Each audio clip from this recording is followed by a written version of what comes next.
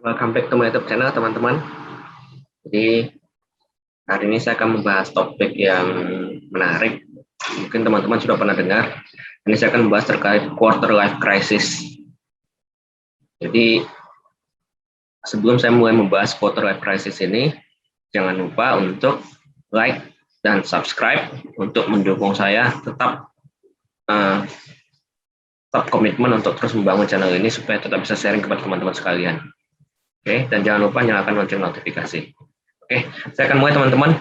Quarter life crisis itu, ini saya ambil artikelnya dari Algo Dokter ya. Quarter life crisis itu apa sih?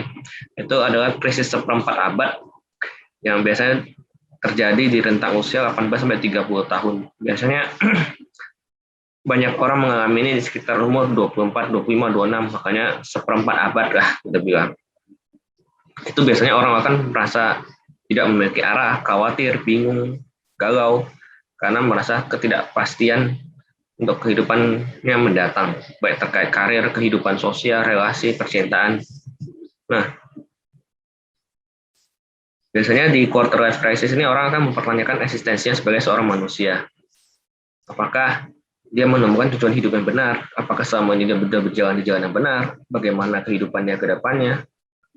Nah, biasanya quarter life crisis ini pertama kali terjadi itu ketika ada masa orang dewasa yang pertama kali muncul dalam kehidupan seorang dewasa muda.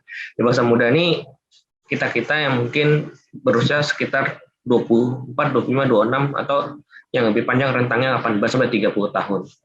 Biasanya penyebab quarter life crisis itu yang pertama kita mengalami masa di pekerjaan atau finansial. Jadi kita merasakan di pekerjaan atau finansial kita, misalnya kita kesulitan dalam finansial, ada utang, harus menanggung beban keluarga, pekerjaan kita tidak cocok dengan kehidupan, dengan passion kita. Kemudian yang kedua, kita tidak punya atau kesulitan untuk merencanakan karir dan masa depan kita. Jadi kita tidak tahu hidup kita ke depannya ini seperti apa, nih karir kita ke depannya yang kita aim itu seperti apa. Kemudian yang ketiga penyebabnya kita baru pertama kali menjalani hidup mandiri. Jadi mungkin quarter life crisis ini terjadi kita udah keluar dari rumah orang tua kita, hidup sendiri dan mandiri di luar. Biasanya apapun itu kita pulang ke rumah sudah disiapin orang tua, makanan, minuman segala macam. Nah, ini juga bisa memicu quarter life crisis. Yang keempat, terjadinya hubungan romantis serius untuk pertama kalinya. Jadi ini terkait percintaan. Kemudian yang berikutnya mengalami putus cinta dari hubungan serius sekian lama, mungkin sudah serius untuk tunangan atau menikah, kemudian batal karena berpisah karena orang ketiga ataupun penyebab lainnya, itu juga bisa memicu quarter life crisis. Nah, melihat teman sebaya sudah mencapai impiannya terlebih dahulu. Jadi membandingkan hidup kita dengan hidup teman-teman kita yang seumuran dengan kita.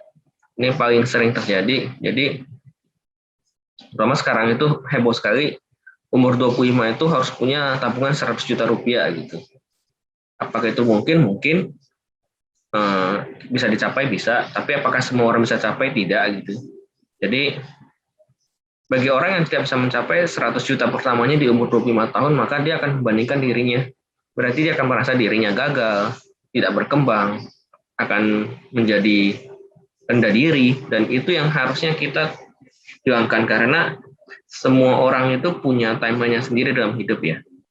Jadi berikutnya kita membuat keputusan pribadi atau profesional yang akan bertahan dalam jangka waktu yang lama. Jadi biasanya salah satu hal itu yang memicu quarter life crisis itu juga kita mengambil keputusan pribadi atau profesional untuk jangka panjang, untuk pertama kalinya. Misalnya katakanlah kita memutuskan untuk resign dari pekerjaan kita dan menjadi freelance.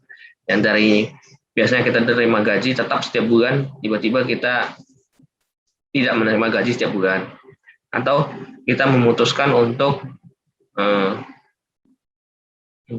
pindah dari satu pekerjaan ke pekerjaan baru yang kita belum tahu bidangnya dengan jelas. Itu juga keputusan besar yang mungkin bisa memicu quarter life crisis di hidup kita, karena kita mungkin merasa sanggup nggak ya mengerjakan pekerjaan baru ini. Bisa jadi ketika pindah malah tidak bisa adaptif, malah kehilangan pekerjaan di tempat yang baru. Nah, salah satu Ada beberapa ciri dari quarter life crisis. Itu yang pertama, jika kita mengalami ciri-ciri ini, mungkin kita sedang mengalami quarter life crisis. Yang pertama, kita sering merasa bingung mengenai masa depan kita. Jadi, kita tidak tahu masa depan kita akan seperti apa ke depannya. Kita selalu malam-malam membayangkan masa depan kita seperti apa, kita nggak tahu gitu. Kemudian kita merasa terjebak dalam situasi yang tidak kita sukai. Jadi, mungkin pekerjaannya kita tidak suka. Jadi, setiap hari kita kantor, kita merasanya susah banget. Kantor tuh kayak pengen pulang, pengen segera selesai, pengen segera weekend. Nah, itu ciri-ciri kita terjebak dalam situasi yang kita nggak suka. Sulit membuat keputusan jika dihadapkan dalam beberapa pilihan. Yang tadi misalnya ada offering pekerjaan di tempat yang baru. Nah, kita sulit mengambil keputusan apakah kita stay di perusahaan yang lama atau kita pindah ke perusahaan yang baru. Karena kita belum cukup mature untuk bisa memahami itu. Karena belum pernah terjadi sebelumnya di kehidupan kita. Itu hal pertama kali yang terjadi gitu. Kemudian kurang motivasi dan menjalani aktivitas sehari-hari. Jadi sehari-hari kita bangun, kita merasa capek, merasa nggak mood untuk beraktivitas. Ya, itu mungkin tanda-tanda juga kita mengalami quarter life crisis. Kemudian yang berikutnya, sulit menentukan apakah harus menjalani hidup sesuai keinginan diri sendiri atau sesuai dengan tuntutan keluarga dan masyarakat. Jadi ini bisa saya contohkan seperti ini. Jadi mungkin kita punya passion untuk sebagai freelancer, misalnya kita sebagai hobi sebagai chef, untuk menjadi koki atau menjadi fotografer. Mungkin fotografer saya contohkan. Fotografer itu kan pekerjaan freelance ya. Jadi kadang ada jobnya, kadang nggak ada. Sehingga penghasilan kita itu kadang ada, kadang tidak ada. Dalam sebulan penghasilan kita fluktuatif atau bisa jadi tidak ada sama sekali ketika tidak ada job untuk memotret. Nah, ini mungkin ini passion kita, tapi ini mungkin tidak sesuai dengan tuntutan keluarga maupun masyarakat. Jadi keluarga pasti mengharapkan kita punya penghasilan yang tetap dan bisa stabil kehidupannya. Nah, itu biasanya ketika kita mengalami ini ciri-ciri juga kita mengalami quarter life crisis. Kemudian berikutnya, kita khawatir akan tertinggal dan ketidakpastian hidup seorang diri. Jadi, kita merasa tidak aman terhadap diri kita sendiri, kita merasa hidup kita ketinggalan dari orang lain. Itu juga contoh ciri-ciri dari quarter life crisis. Nah, ini yang tadi, merasa iri dengan teman sebaya yang sudah lebih dulu mencapai impiannya. Jadi, misalnya, teman-teman sudah post di umur 25 sudah 100 juta pertama, umur 28 atau 31 miliar pertama, dan kita belum mencapai itu. Nah, itu biasa membuat kita merasa menjadi iri, menjadi drop, menjadi tertekan ketika kita membandingkan diri kita dengan teman kita yang seusia dengan kita, yang lebih dulu sudah mencapai impiannya. Nah, ini juga memicu ketidakpercayaan diri di hidup kita. Jadi kita perlu sadari setiap orang itu punya timeline-nya hidup sendiri-sendiri ya. Jadi ini ada cara menghadapi quarter life crisis. Yang pertama itu kita berhenti membandingkan diri kita dengan orang lain. Karena setiap orang itu punya timeline hidupnya sendiri-sendiri. Jadi ada orang yang memang sukses di usia muda, ada orang yang memang punya privilege dalam hidup ketika lahir sudah menjadi orang kaya. Nah, itu kita tidak bisa membandingkan diri kita dengan orang lain. Karena mungkin kita sering membandingkan, oh enak sekali si A gitu, begitu lahir sudah di keluarga kaya raya, naik mobil Lamborghini, rumah seperti istana, atau kita membandingkan diri kita dengan teman kita seusia kita yang karirnya jauh lebih sukses.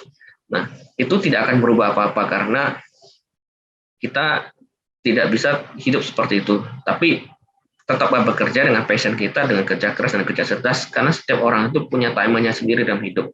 Mungkin kita tidak sukses di usia muda, tapi jika komit untuk terus kerja keras dan kerja cerdas untuk mengembangkan diri kita, value kita, skill kita, maka kita akan mencapai kesuksesan di timeline waktunya kita sendiri. Mungkin kita suksesnya mungkin di umur 40, 45, nggak apa-apa, karena setiap orang itu punya time-nya sendiri dalam hidup. Bukan berarti kita telat sekarang, maka kita akan selalu di belakang orang yang lebih sukses dari kita sekarang. Itu tidak seperti itu.